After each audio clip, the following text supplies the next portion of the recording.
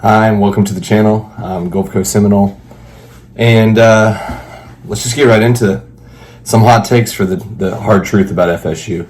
Obviously, I'm a diehard Seminole fan, but let's talk about some things that we need to talk about. I've been hearing both sides of this all across the board. Let's crack into it. DJ's not what he's supposed to be. I mean, I'll say it flat-footed. DJ sucks. I know a lot of people are like, oh, don't blame it all on the quarterback. Don't worry, we're going to get into that too.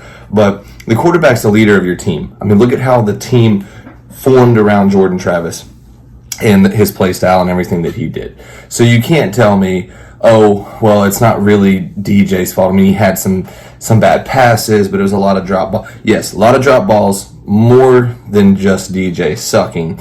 But let's be honest, this culture has to have a quarterback.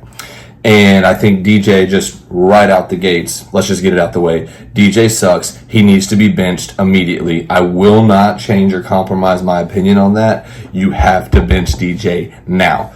And that kind of goes into like, okay, well, what about Brock? He didn't look the best. Or what about, the young cat Luke? Look, give him a chance. Everybody wants to forget that like Jordan Travis, he was a backup at one point and he had a chance. He filled in here and there until he got his limelight. So, let's not forget that, yeah, these guys are backups, but I mean, they need their chance. I mean, even Tate Rodemaker, he came in and did some stuff before he transferred out. So bench DJ immediately. That's non-negotiable. If Mike Norvell, if we come out to play Memphis the week after this weekend and we have DJ at quarterback, you can go ahead and write it off. And let me go ahead and put it now. A lot of people are saying, I think it's going to be like a 7-5 or an 8-5. No, this is a 0-12 season, and I don't want to say that. This is a 0-12 season if we continue with DJ at quarterback. Now, hopefully, we make some adjustments. We can change that. I don't want to try and speculate on what I think it is, but I mean, without being too harsh, hot take, I think that watching all of college football this weekend, we looked like the worst team in college football. We looked like the worst team in college football. And for me, that hurts. But, I mean, it's just a reality we have to talk about. But let's go into some other things. So, Mike Norvell, a lot of this falls on him. And I'm a Norvell guy, a lot of people, they want to change. And they, he's another Willie Taggart, this and that. Look, I'm not saying he's great. I think that he fit the culture. I think that he's done some good things. But like, what was he thinking? We get, and this is going back to DJ, but we get DJ. This is his pick. This is what he wants. A guy who's been through, Clemson, and he's just been through programs already. We're like, how does this guy, let's just take everything aside. How does he get a rhythm? Let me ask you this. If you're constantly changing programs, how do you actually ever get your identity? How do you ever actually get your rhythm? I mean, there's a reason that you keep changing, and I feel like it's because you're not fitting in. Now, of course, yes, last season he had a good season. Debatable on whether he had a good season or if it was, some of the talent around him. I mean, that O-line was really strong. So we could say that, yeah, I mean, the O-line looked good. That helped him out. Had a lot of running talent on his team last year, and we're going to get into our running side of things, don't worry. But my thing with this whole thing is like, why would Coach Norvell think that's the guy? He doesn't. If you look at his style, he does not fit our offense. We are, as of late, we're a dual threat quarterback team. We're a hurry up, high tempo team. I've seen no tempo, just to be clear, this season, but we're a higher tempo team and a dual threat. You need to be able to run the ball. You need to be able to make those quick decisions. So, I mean, a lot of this that I'm not understanding, to be honest, is Coach Norvell's decision. I mean, why pick a guy who keeps going through programs and he's, more of like a pro football, sit in the pocket, slow kind of quarterback. That's just what he is. And it doesn't jive with our offense. I haven't understood it from the get-go. Even when they first announced him, I was like kind of disappointed. I wanted to see what the young guys could do. But, why is this the guy that we're picking? I'm just flabbergasted, but I don't want to go off too far on that. So a lot of this goes to Mike Norvell, and what I'm trying to understand is you're supposed to either develop the offense around your quarterback's ability or develop your quarterback into your offense strategy. And I'm just not seeing anything. He doesn't mesh.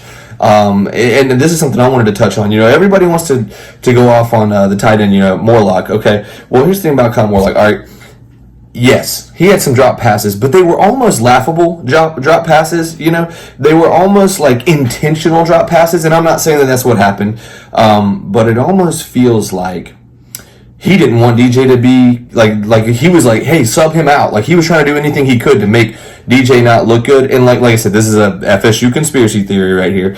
But it almost looks like, some of the team is like, we're not jiving with this guy. Let's get him out. And I think a lot of that, maybe I'm wrong, but I feel like a lot of that culture that's going on right now with that is almost like, new kid on the block, rich kid syndrome, right? Like everybody that was still there and kind of a family that was part of the last legacy, all of the guys who left that was part of that team, they're like, oh, this guy's on the block and look at him. He's getting paid to be here, Oh, it's like he's like the rich spoiled kid. And already he doesn't really mesh into our play style. So we have, DJ coming in, and I feel like maybe a lot of the culture just rejected him. And maybe I'm wrong. This is just a conspiracy theory. I don't have anything to back it up. I'm just saying it was just kind of weird that, Morlock looked really good and he's, consistent. And then all of a sudden, just like it was like in his hands twice. And he was like, oh, and just dropped it. I mean, it was weird. It was almost like he was trying to make DJ look worse. I don't know. And then, of course, it's been said that the crowd was even like, we want Brock, and they were trying to, chant that they wanted him. Even the crowd was like, we've seen enough DJ, we need to do something different. We got to do something different. And so, anyways, I don't want to spend too much time on that. Let's go on, move on to the next thing here. So, defense, we don't have one. First half was very, very horrible, and I mean, Boston College, Georgia Tech, they pretty much are running the same playbook at this point because you run the ball. Why wouldn't you, until we can stop it, why wouldn't you just continue to run the ball? And, even in the game, Boston College ran the same exact play back to back and just kept shredding yardage, and we were unable to adjust. We were unable to stop it. Now, I will say this, and this is maybe a hot take that I've been hearing everybody say the opposite. So just saying, oh, defense was garbage, never showed up, just horrible the whole game. I disagree. That's somewhere that I disagree. Maybe it's a hot take. The second half, the defense showed up. It wasn't what we wanted. It wasn't great, but they showed up. You can't deny that we had some stops in the second half. I feel like there were some adjustments made. So go back and rewatch the game. Tell me what you think, but I'm telling you, the second half, we had adjustments. We had things change on the defensive side. It wasn't what we wanted, so maybe that's where a lot of people are upset. But, at least we stopped them a couple times. At least our defense was able to get the ball back into the offense's hand. That's a big deal. They were able to get them out on the field, get some reps going. So, to me, I feel like adjustments were made on the defensive side. I'm not saying that we look good. There's so much work that needs to be done. If it was up to me, the entire time they have, because we have a bye week, it would be tackling drills, and then it would be your gaps. Why are we would, in practice, there would be no passing plays for a while that we were practicing to stop. We would be doing stop the run until they puked. That's how it would be if it was me. It kind of goes back to the coaching. And that's the other thing, let's kind of get into the coaching a little bit. What have we been doing?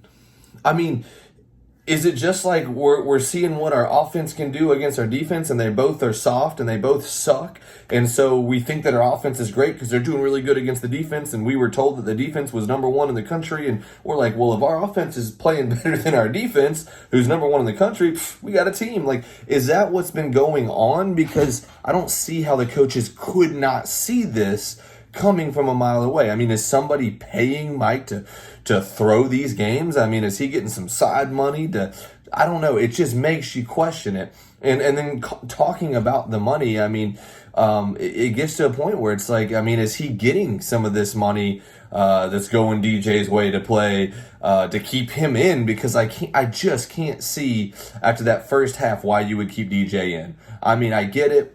pay to play kind of thing going in. We got him here now. But, I mean, I think that, honestly, everybody who's invested in Florida State at this point would rather see a win than be upset about wasted money on DJ. Now, maybe that's just me, but at this point, take that money, and it is what it is. He's going to have to ride the bench. Once again, I am a sole bench DJ supporter, so you guys are going to have to just get over that, because I think that no matter what all of this comes down to, we have defensive problems, we have coaching problems, we have offensive problems. But, something I heard a lot, and I just was blown away by this too, maybe I need to go back and rewatch the game, was, the O-line was trash. O-line's trash, garbage, bad. I didn't see that at all. I mean, now given, they weren't great. Sometimes they were trash, but to be honest, I would say 50% of the time, if not more, there was a pocket and he was protected. I mean, DJ's back there in slow motion like he's in concrete, and he's being protected long enough most of the time to make a crappy pass, because that's what he did. I mean, I don't know. And going back to the DJ thing, you got a wide open guy in the end zone. That score could have changed the tempo, could have changed the attitude, it could have changed everything. I don't want to get into the could-haves, but that was an important time right there during the game, and he couldn't even make a wide open pass. There wasn't really that much pressure on him. I just don't understand it. But I will say, once again, hot takes from me. Take them how you want. If you want to, tell me what you think in the comments, I'm great with that. But I didn't think the O-line looked garbage compared to everything else that we have going on. I think a lot of our problems, revolve around our quarterback position. Now, with that being said, let me break down why I'm saying that. Because for one, I think there's no culture. We don't have a culture anymore, because they've just kind of planted this guy. He's probably getting paid. A lot of these young cats really aren't getting anything, and so there's no team there. There's no culture there. And so, I mean, look at DJ. He looks like he's just zoned out the whole time. He doesn't have any emotion, like a robot, I don't feel like they're meshing together, and I feel like you put the young guys in, and at least they're all on the same playing field, and, whether it's Luke or Brock, you put them in, they start meshing a little bit more together. But, I just feel like that's got to be a big change that happens in this whole thing. We've got to start doing that. And going into the offense we're running in DJ, we are a quick team. I said that earlier. So, I mean, there's no speed even on the handoffs. People are talking about, well, there's no running game. Well, yeah, when you're slow motion handing it to the running back, I mean, it's easy to tell what's going on. RPOs, everything he does is slow motion. I can't be the only person seeing this. Now let's go into the receivers. A lot of our guys are having a harder time getting open, but that's where DJ has experience, and some of these guys are younger on the receiving side. But this offense is not going to work with DJ. That's just point blank. I would rather have a less talented, faster Brock out there or Luke out there who's quickly getting the ball off. They're playing with some speed. They're keeping it going. I would rather have that than the slow motion stuff we're having. So I'm going to try to get off of that. So let's talk about another thing. So you look at our yardage and our running yards specifically, right? Why are we making DJ throw the ball every play? It's almost like him and Mike Norvell are just having these meetings in secret. Okay, DJ, everybody says you're not good at throwing, so we're just going to make you throw the ball every time. That's what we're going to do. And I know there's going to be people in the comments saying, well, it's because our running game sucks. Well, I agree. It kind of comes back down to setting that tempo up, because we have talented runners. I mean, we have a lot of talent Toa Philly's barely ever getting the ball. I mean, that dude's been on our team for a while. So I don't understand it, but I just, every play is a pass. That's not going to work either.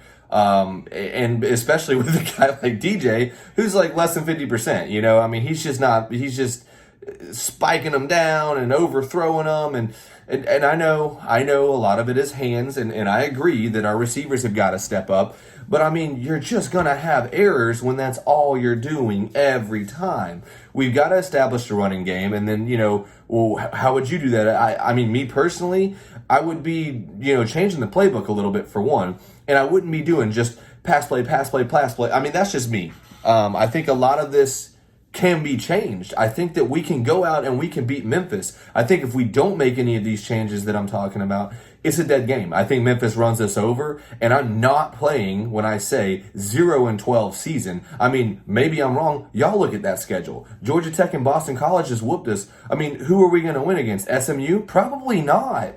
I mean, I'm just being honest. I'm looking at it and I'm like, we might have one win out of this season. And I don't know. So that's just my hot take on the whole thing. I know that some of you guys who just love DJ, maybe you're getting some of that NIL money from them, are going to be in the comments talking about, you can't hang it on one guy. Well, I'm not. I'm hanging it on Mike Norvell, and I'm hanging it on DJ. And, of course, I'm saying the defense has got to do some improving. And, of course, we've got to establish the run game. I'm not saying it's all one thing, cure-all, but I am saying, sorry, my camera died. I am saying that if you leave DJ in and you don't adapt some different play calling, season's over. That's it. Y'all let me know what you think in the comments. Go Noles.